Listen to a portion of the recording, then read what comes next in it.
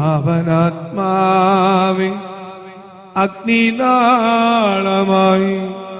അഭിഷേകാഗ്നിയായി എഴുന്നള്ളുക.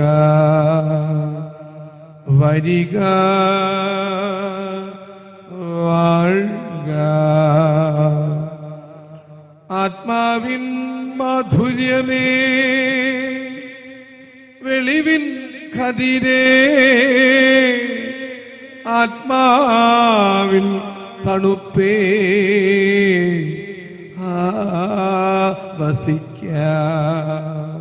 ഈശോയിൽ അനുഗ്രഹീതരായ മക്കളെ, ആമോസ് 2:14 ഓടുന്നവനെ അവൻ്റെ ശീഘ്രത രക്ഷിക്കുകയില്ല, ശക്തന്മാരുടെ ശക്തി നിലനിൽക്കുകയില്ല,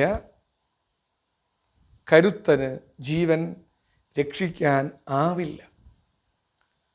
നിഷേധമായ സ്വരം പുറപ്പെടുവിക്കുന്ന ആമോസ് പ്രവാചകൻ ദൈവത്തിൽ നിന്ന് പാപകരമായ ജീവിതശൈലി കൊണ്ട് അകന്നുപോയവർക്ക് താക്കീത് നൽകുന്ന ആമോസിൻ്റെ ഒരു വചനഭാഗമാണിത്. ദിവ്യമായ പ്രകാശത്തിൻ്റെ ആ സ്രോതസ്സിനോട് ചേർന്ന് നിൽക്കുമ്പോൾ നീ പ്രകാശിക്കും. അന്ധകാരത്തിൻ്റെ വഴികളിലൂടെ സഞ്ചരിച്ചാൽ നിന്നിൽ ഒരു പക്ഷേ പ്രകാശം അടഞ്ഞു മൂടിപ്പോയി അന്ധകാരാവൃതമാകും നീയും നിൻ്റെ ജീവിതവും.